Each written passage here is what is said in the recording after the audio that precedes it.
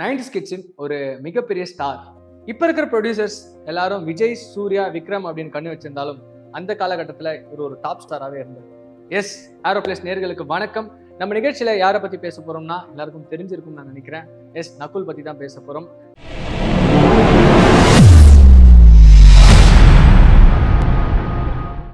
நக்குல் இவரோட படத்தை பார்த்து நிறைய பேர் குத்தாட்ட போட ஆரம்பிச்சாங்க.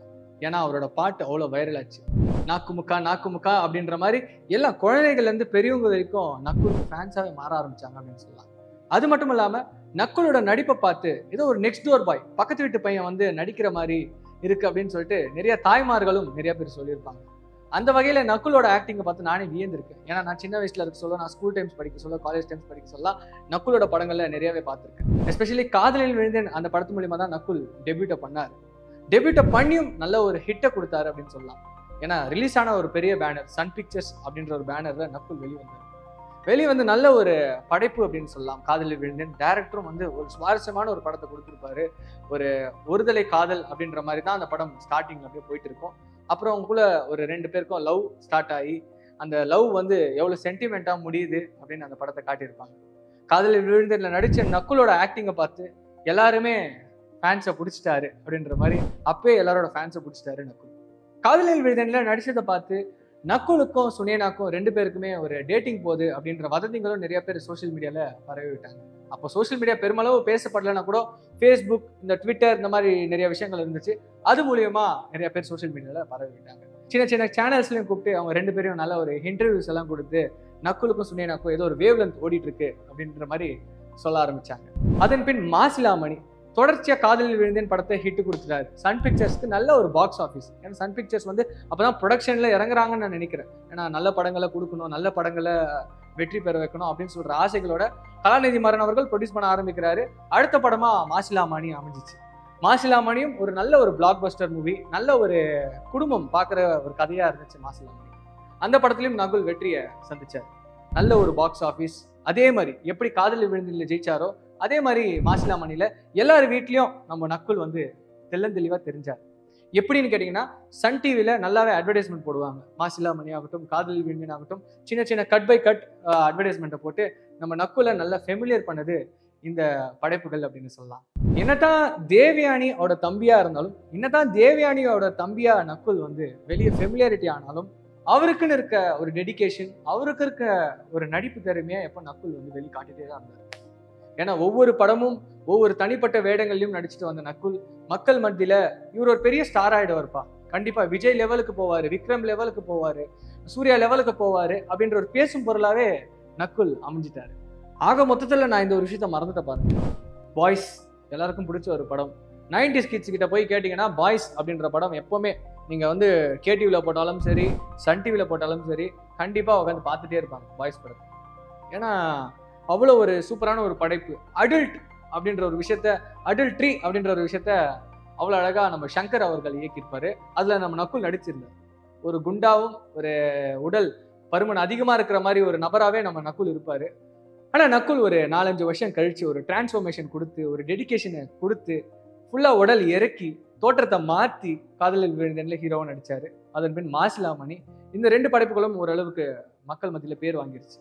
ஆனா அதுக்கு அடுத்தது வந்த நான் ராஜாவாக போகிறேன், கந்தக்கோட்டை, இந்த மாதிரி திரைப்படங்கள் எல்லாம் சரியா பேர் வாங்கல.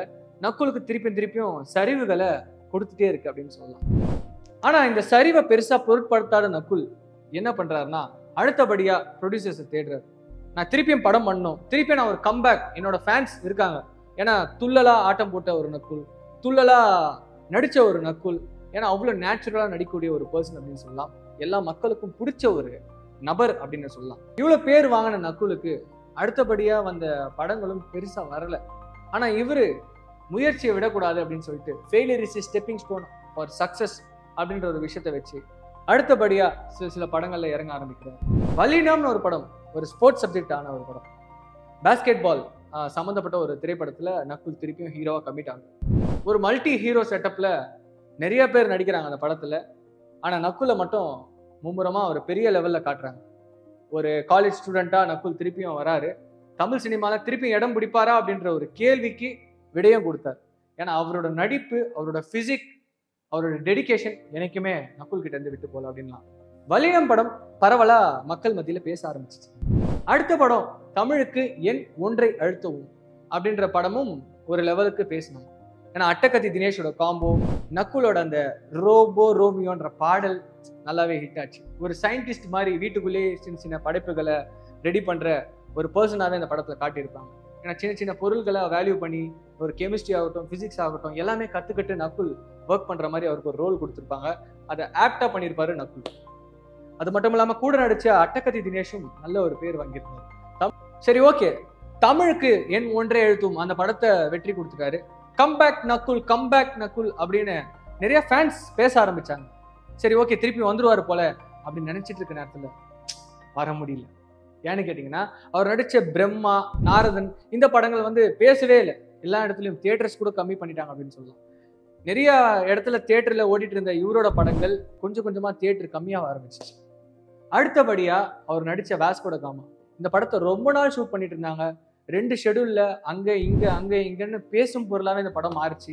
ஏன்னா இந்த ப்ரொடக்ஷனும் வந்து பெரிய ப்ரொடக்ஷன் சொல்லலாம், வாஸ்கோ ட காமா எடுத்த ப்ரொடக்ஷன். ஸோ இந்த படத்தை கண்டிப்பா பெரிய லெவல்ல காட்டுவாங்க அப்படின்னு சொல்லி மக்களும் வெயிட் பண்ணிட்டு இருந்தாங்க. ஆனா வாஸ்கோ ட காமா படமும் சரியாவே தமிழ் சினிமால போல. நக்குல் ஒரு நல்ல நடிகரும் தொடர்ந்து நல்ல ஒரு பாடகரும் கூட. ஏன்னா நிறைய இடங்கள்ல ஒரு மியூசிக் வாசிச்சு நான் பார்த்துருக்கேன். நிறைய ரியாலிட்டி ஷோஸ்ல பாடியும் நான் பார்த்துருக்கேன். அது மட்டும் இல்லாம தமிழ் சினிமால ரெயின்பாக் ரெமோ அப்படின்ற பாட்டை கேட்டிருப்பீங்க, அன்னியன்ல. அது நக்குல் தான் பாடினார். காதல் யானை வருகிற ரெமோ அந்த பாடல் நக்குல் தான் பாடினார். இது வரைக்கும் தெரியலன்னா தெரிஞ்சுக்கோங்க.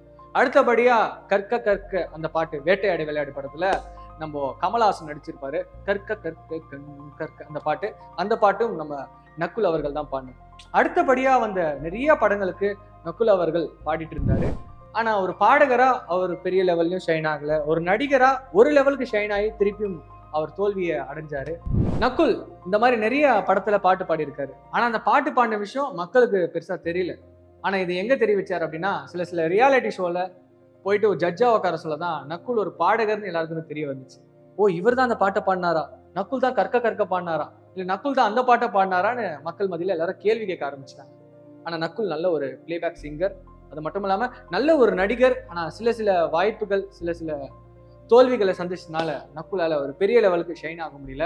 ஆனா நக்குல் மேல சில காசிப்ஸை கலப்பி விட்டாங்க. அவரோட மேனேஜர், அவரோட பிஆர்ஓ, இந்த மாதிரி சில டீம்ஸ் எல்லாம் வந்து நக்குலை காலி பண்றதுக்காக நிறைய வதந்திகளை கலப்பி விட்டாங்க. ஆனா நக்குல் எதுக்குமே அசரல. நக்குல் இப்பயும் வந்து சில ரியாலிட்டி ஷோல ஜட்ஜ் பண்ணி தான் கொடுத்துட்டு இருக்காரு. நல்ல ஒரு நடிகனுக்கு எப்பவுமே சில இடத்துல வாய்ப்பு கிடைக்கிறது இல்லை. அவரை நம்ம ஒரு நெப்போட்டிசம் கிட்டுன்னு நீங்க என்னதான் சொன்னாலும் அவர் ஒரு டெடிகேட்டடான ஃபெலோ அப்படின்னு நான் சொல்லுவேன். ஏன்னு கேட்டீங்கன்னா, தன் முயற்சியால தன் உடலை வந்து இறக்கி நக்குல் வந்து ஒரு நடிகனா, ஒரு ஹீரோவா, எலாபரேட்டரா நடிக்க முடியும் அப்படின்னு தமிழ் சினிமாவுக்கு காட்டியிருக்காரு. ஸோ நக்குல் ஒரு பிடித்த நடிகரா மாறி இருக்காரு. அடுத்த ஒரு நிகழ்ச்சியில ஒரு நடிகரை பத்தி பேசலாம். நன்றி, வணக்கம். நான் உங்கள் நண்பன்.